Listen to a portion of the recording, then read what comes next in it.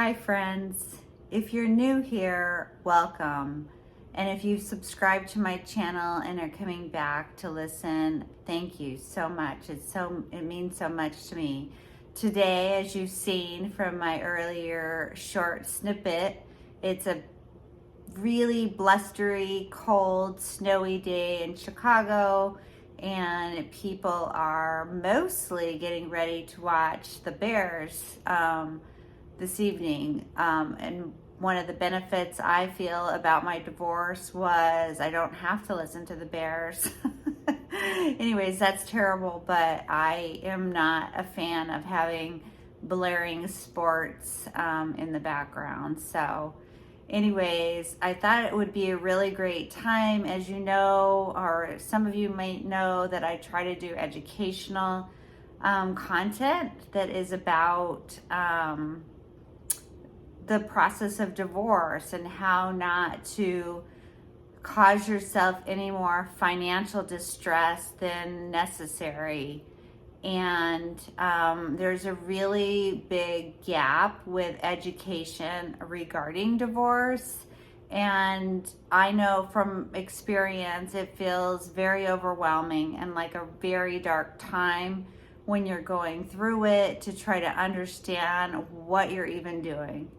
And so I thought I would take this time to just kind of have a conversation with you about, and I'm just going to try to get comfortable here because was not set up. It is mostly, I'm just sitting on my comfy couch with Reba, meet Reba, and just want to have a conversation about some of the things that I learned. Now, I'm 10 years out of my divorce. I was divorced in 2015, and so this is not something I learned overnight. This is not something that you're going to learn overnight, and everybody's divorce is different.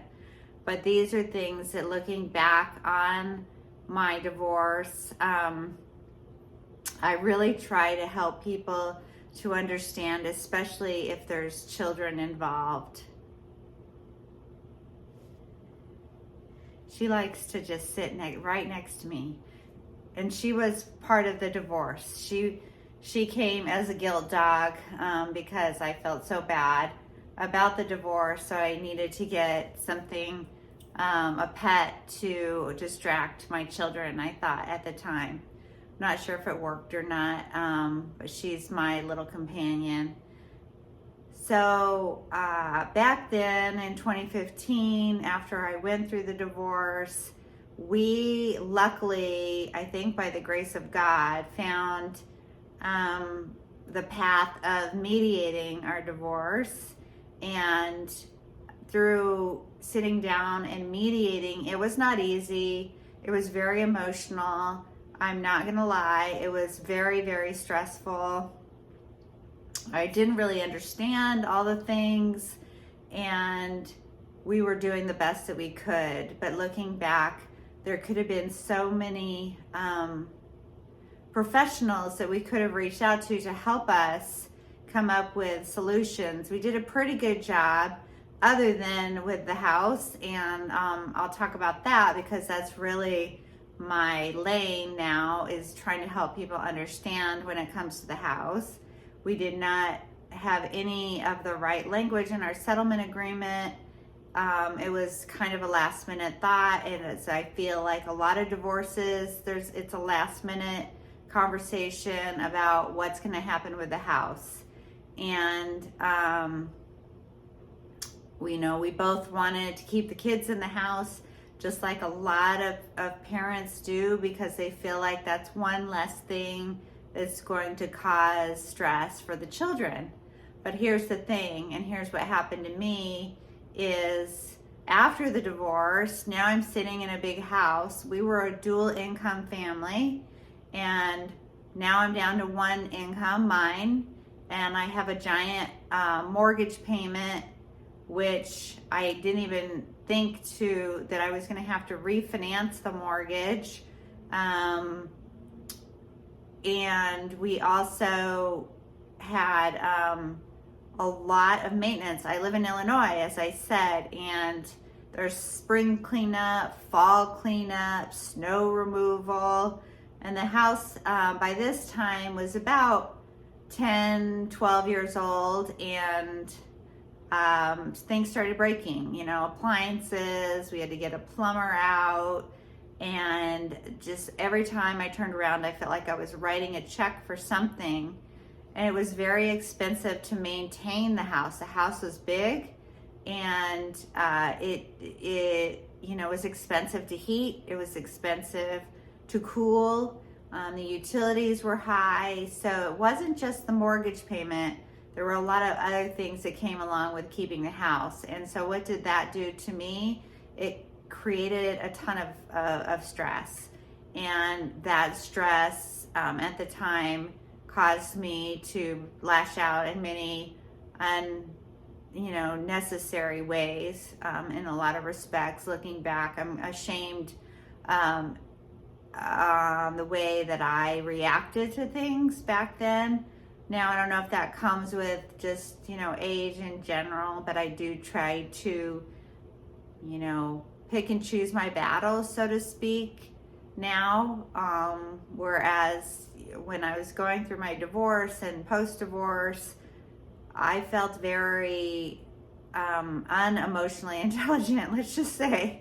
I did not have control of my emotions, and I feel really bad about that now because my children felt that, I think, the stress.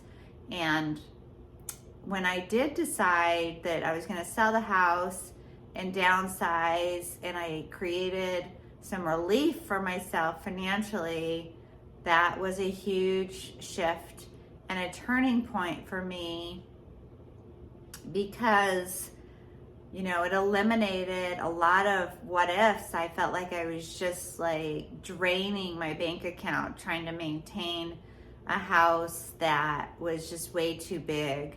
Now, at the time, my kids were 8 and 10, and so they loved, a giant basement. We had a giant basement that they, played in all the time, and their friends were, just a couple houses over in any direction. They could ride their bike, they could ride their skateboard, they could go to the houses right around our vicinity, and that did feel like safety for them. But once I had the stability of something financially sound, then I was able to not say no all the time, just activities and things that they wanted to do. And they're kids, right? So they're going to ask for things. That's just what kids do. And when you're feeling stressed by money, you're going to say no because you don't know, if you're going to make it through the next month or not. It's going to create a lot of financial instability and stress. So once I did, and I downsized, and I bought a house that was going to be better for my budget, then my kids felt that. And I've talked about this in podcasts and things, but I decided that I was going to try to relay the move to the kids in the very best possible positive way, and say, that it was going to be like an adventure. Now, were they happy initially? No, they weren't. They were very, they cried, and they were young and they didn't understand. And were they still going to get to see their friends and all that? Those questions came up, and we talked about all of the answers to those questions, and I helped them understand what all of that meant, what the move meant for them, and that they were still going to get to see their friends, and they were still going to get to have play dates with their friends. And I think that looking back on it, that created some peace in their minds, that their world wasn't going to turn upside down. They still went to the same school, and a lot of those things did not change for them. But I wasn't under the financial pressure that I was when I had a big house that took 2 incomes to support. So that was a really big thing. And then after the divorce, post-divorce, I don't know, for some reason in your head when you go through a divorce, I think so many people feel that they have to like burn that bridge right down to the ground, and they can't be nice. And well, we were married for, 14, 15 years, and not being kind to somebody also didn't serve me. And so I had to pick and choose my battles. I wasn't going to be in control of everything. I wasn't gonna be in control of necessarily when their dad put them to bed, or if they stayed up too late, or what he cooked for dinner for them, or things that really, in the grand scheme of things, didn't matter. The thing that mattered is that they were able to spend time with their dad, and they were spent time with me, and we came together and tried to figure out the very best way to build our lives as a family. We're still a family. We still are a family to this day. Our family just looks very different. We live in two different households, and my kids are now 18 and 20, and they know that we're, as much as we can, on a combined front with a lot of things. We have a family group chat that we have a family text string. And so when they were more volatile as teenagers, we would ask each other through the group chat, oh, did you know that this one of our sons is going to go to Jimmy's house this weekend? No, I didn't know that. Okay. So they couldn't get away with too much, because we did try to communicate often. Now I know that's not always possible, and but it really was for us, and we were able to maintain reasonable conversation, and talked about the kids often, more than often, probably daily, if not several times a week. So that made a huge difference in our kids understanding that we were still their parents, and we were still going to do what was best for them.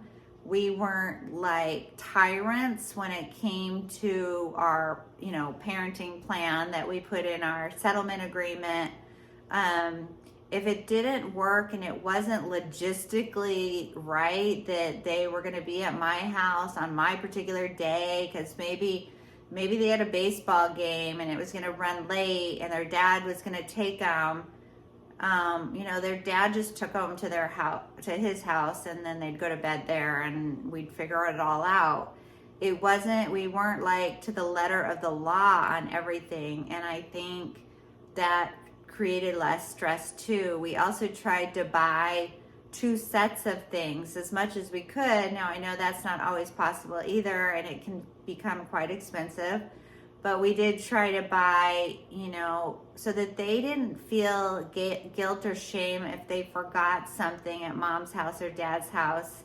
They would pretty much have two sets of things, and a lot of the things that they forget could be easily gotten if necessary, and we wouldn't be like, oh my God, you forgot this thing or that thing, or we really tried to make that not a non-issue by buying multiple sets of things, or just creating the safety to say that they forgot something at dad's house and be like, okay, well, I'll go get it, I'll go get it now, or I'll go get it in the morning, or whatever.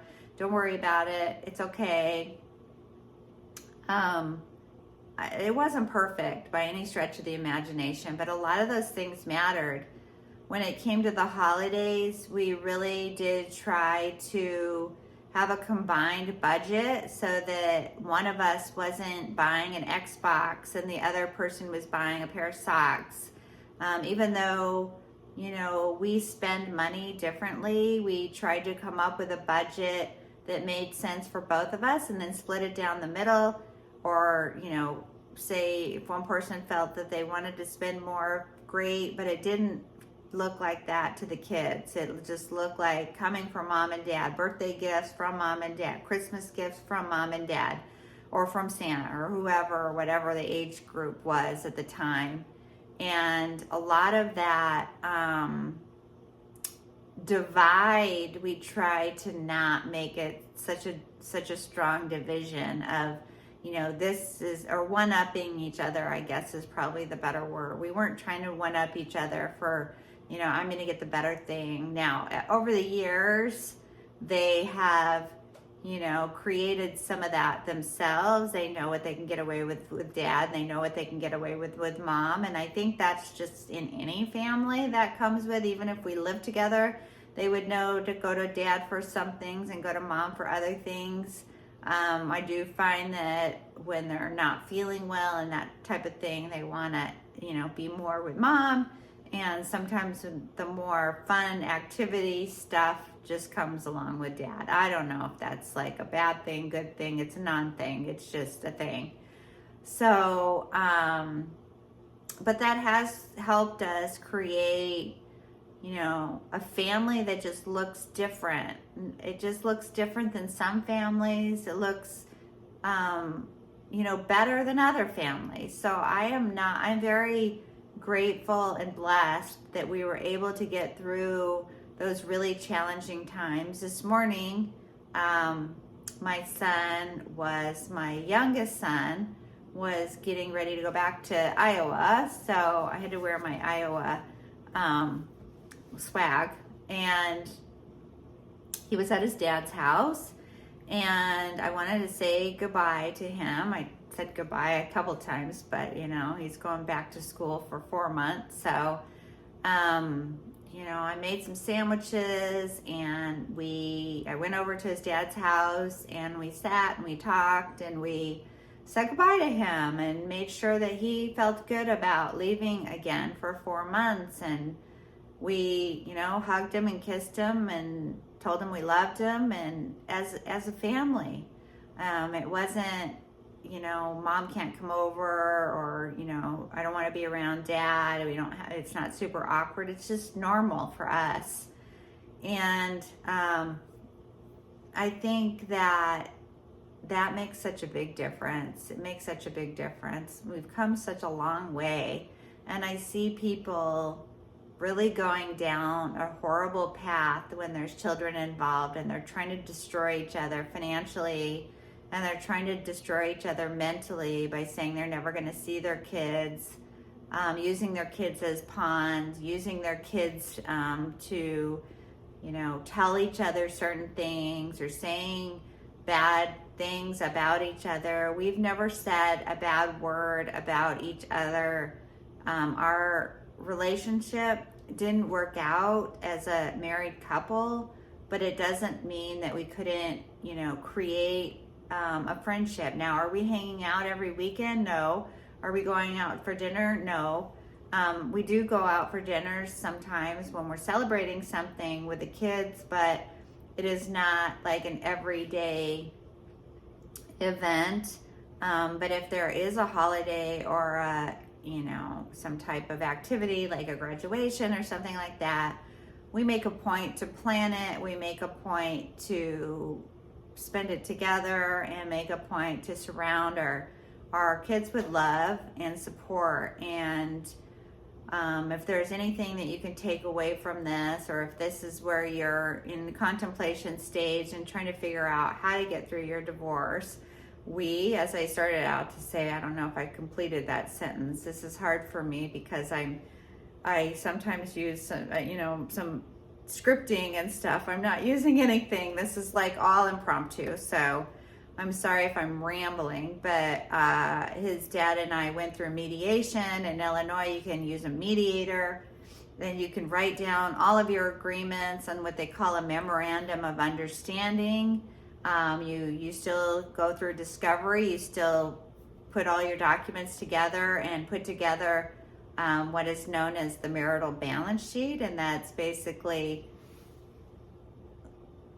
all of the agreements in one central all of the documents in one central location, and you put together, okay, we're going to split, how to split all of these assets, and then, you know, how much is there going to be any child support obligations or whatever, and you write it all up in this agreement, and you both sign it, and then you take that document, and that document goes to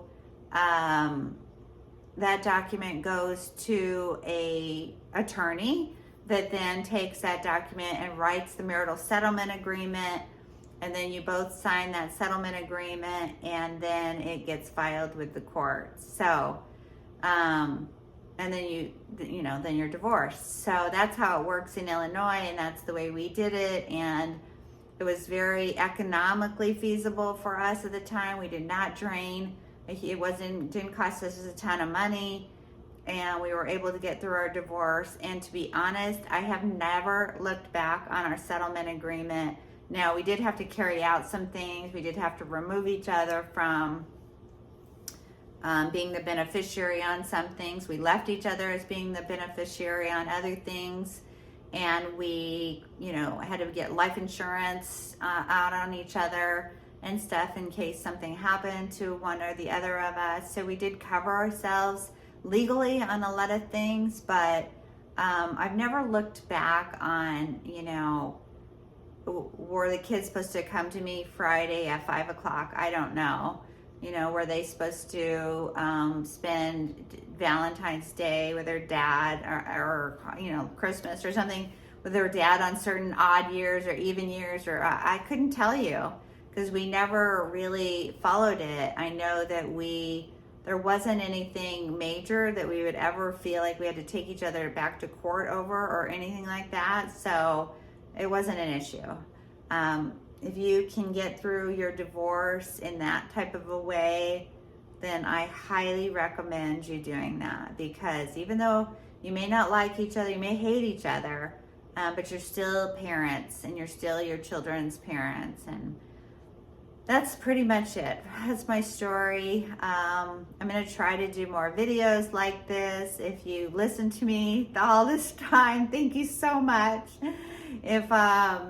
If you've enjoyed my content, please subscribe or like it or comment. It does make a huge difference. You probably hear that. Everybody says that, but it really does. It really helps push your content out to more people.